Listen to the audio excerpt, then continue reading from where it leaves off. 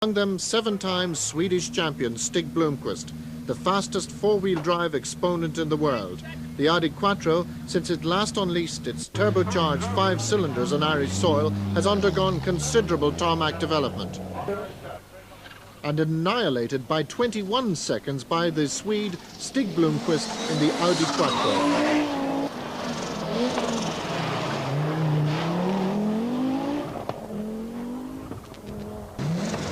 Blomqvist still leads.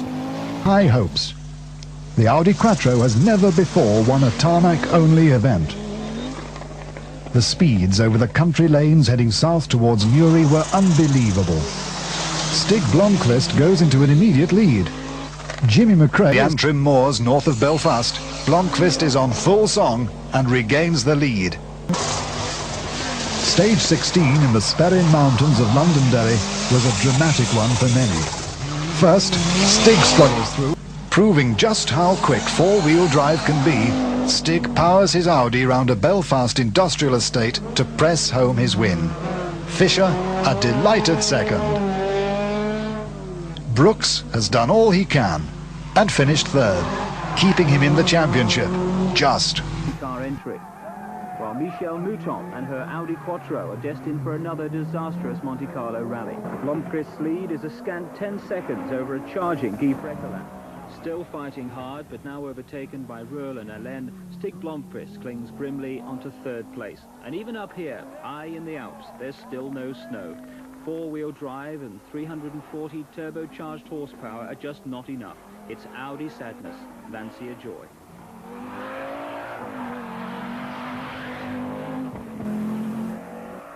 And Mikkola, fighting back from a lowly place in the top 10, is now up to 4th.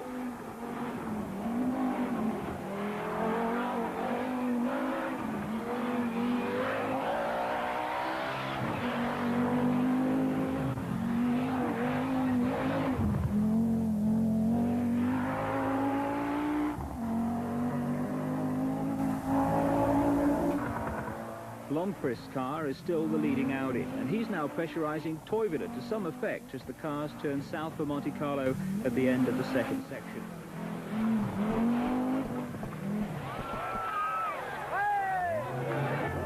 The Quattro is totally outclassed, the rest of the field relegated to a fight among themselves.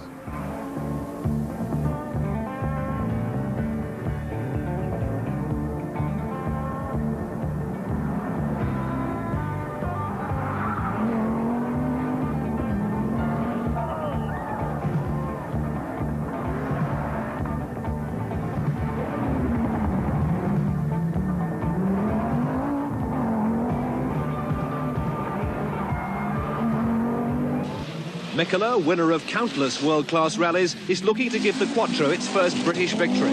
Previously used to sideways motoring, he now opts for the straighter racing line around the corners. Michelle Mouton, in the second Audi Quattro, made rallying history by winning the Italian round of the World Championship. The attractive French girl is suffering from a heavy cold, and her spirited driving soon makes her a great favourite with the crowd.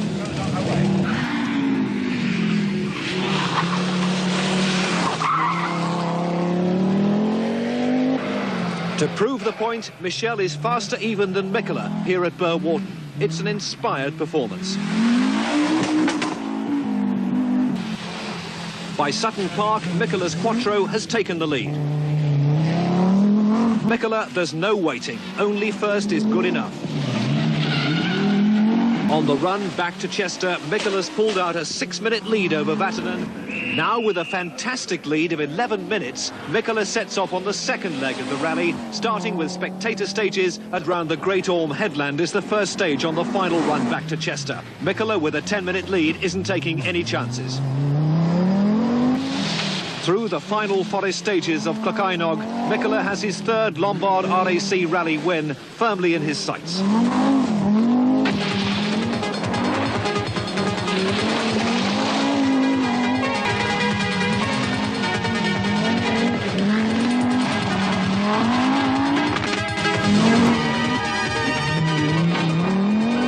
Even more dramatic start for Hannu Mikkola in the Audi Quattro, the favourite for victory on the rally.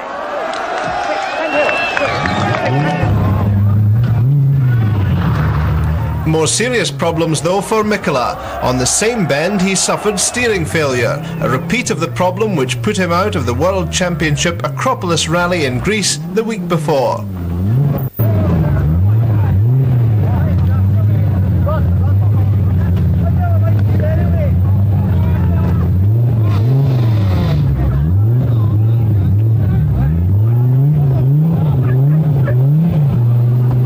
Braking for the first bend, the turbocharged car is crippled by steering failure, a repeat of the disaster which eliminated them from the World Championship Acropolis Rally a week earlier.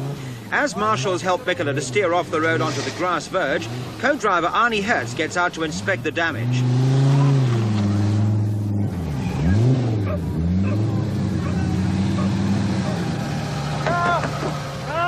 The marshals warn that the next car is approaching, which means the Audi has already lost 1 minute.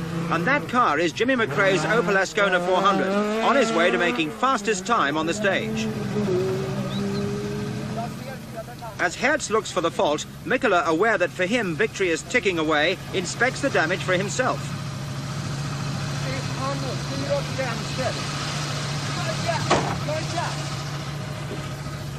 Det är bra, stopp, inte så mycket, kom tillbaka sakta. Tillbaka sakta, mer, lite till. Där, stopp där. Ta till vänster en aning.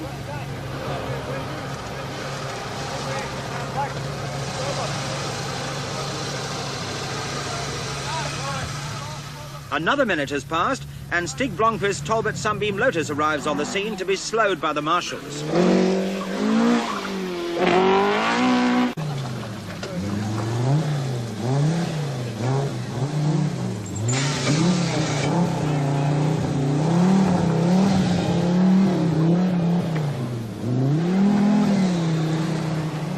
After 8.5 agonizing minutes, he makes it to the service area, a very relieved man. Well, I'm still in the rally in every case, you know, so this was really ridiculous. That's exactly what happened on the Acropolis you tried. It seemed to have the same effect. Yeah, Acropolis I did the first stage without problem. Now it was on before the first bend already, so we have to have a careful look what happened. It was just a loose connection. At least you're still in the rally this time. Yes, I'm still in the rally, and it's okay. 6.5 minutes is very long time, but it's 1 second per kilometer. I have to be faster than others. Hannu Mikkola is carving his way back up the field in sensational style after that first stage disaster. But the spectacle of the rally is Vatanen Mikkola. And that means Mikkola is up to a sensational second place. Suicidal spectators give him a test of nerves, but he storms past countryman Toivonen over the long Kulvin straights. Now he is only 1 minute behind the new leader, Jimmy McRae.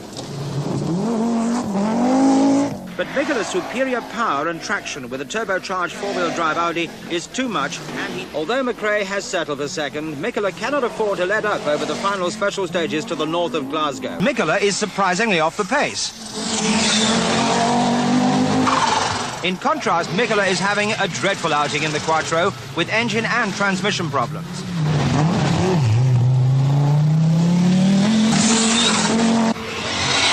Mikkola is still fighting, but the engine problem is worse, and his title hopes are blown as the race goes on up front. As the rest of the cars set faster and faster times, Mikkola's retirement is nigh in the car which earlier in the season dominated the championship. The pattern is set for the rally, and by dawn Mikkola is still up front after a trouble-free night, during which he's extended his lead in the fiery turbocharged Quattro.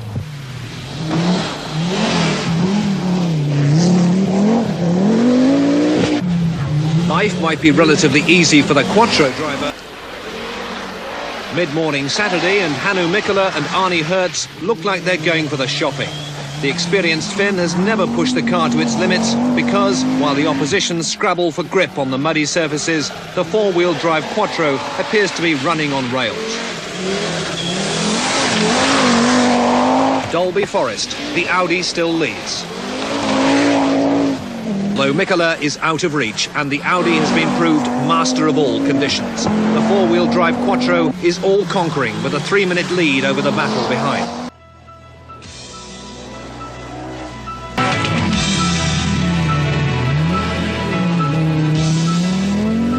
spite of hard driving through dry, dusty forests which cause problems for the competitors, Bjorn Valdegaard, despite being a newcomer to the event, has wasted no time in proving the dominance of the four-wheel drive Quattro and its versatility over all surfaces, including tarmac. It even flies well.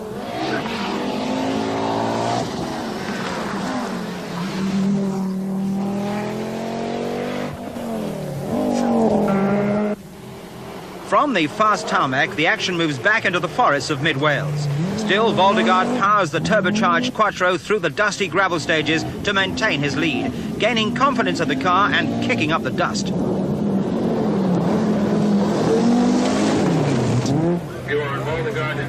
Back to Eppins, and Valdegaard's lead is cut dramatically. The Quattro has damaged a steering link on a jump and needs emergency repairs. The Swede just doesn't give up. The Quattro through the last stage as though every second counted, even with a 2-minute lead. Hannu Mikkola's Audi Quattro won the first round of the championship, but the powerful turbocharged car is proving a bit of a handful on the slippery tarmac roads. The Quattro is slowed by a broken drive shaft. He's ahead of Mikkola's Quattro, which is now suffering from a slipping clutch. Mikkola is still struggling on, and while the car is quick on the stages, the driver is fighting a losing battle. Oil is still leaking onto the clutch, keeping the mechanics busy and giving team manager David Sutton more headaches. What's that powder you're putting in there just now? Flour. Is that the answer then, is it? It's worked perfectly on the last 2 or 3 special stages. Seems to have dried the oil out of the clutch, and we're back up. The idea of that? We got it from an Irishman at the side of the road.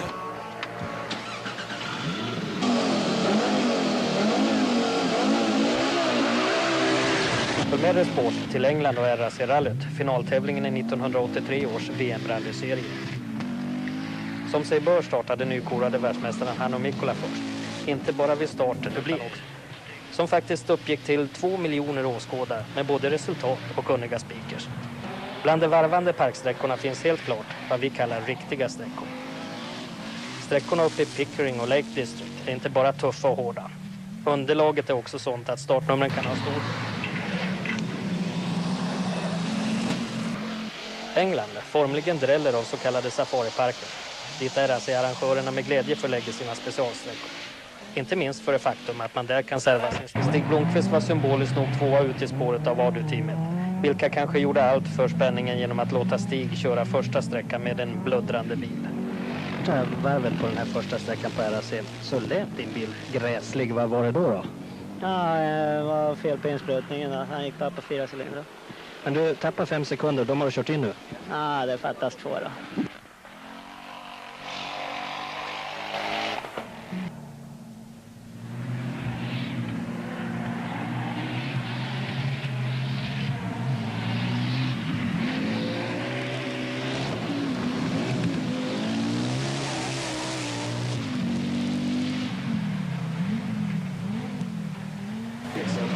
Då räknat om man är först eller femte bil. Något som vi skandinavier inte riktigt vana.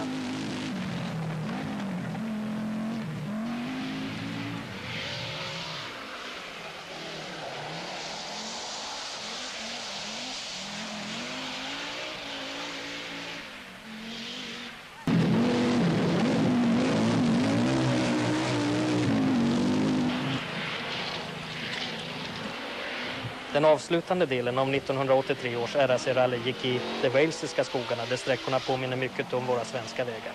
Och Michel Moutot har fört en tämligen tillbakadragen tillvaro under 1983. Utanför de stora rubrikerna, men fortfarande bästa rallytjejen.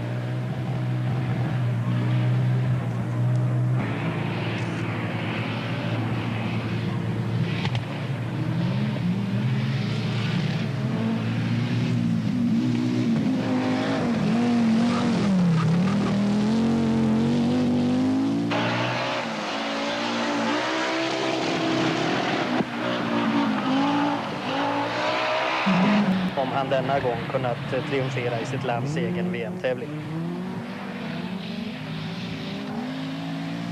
Amerikanen John Buffum har i år tävlat flitigt i Europa med sin Quattro, med blandad framgång.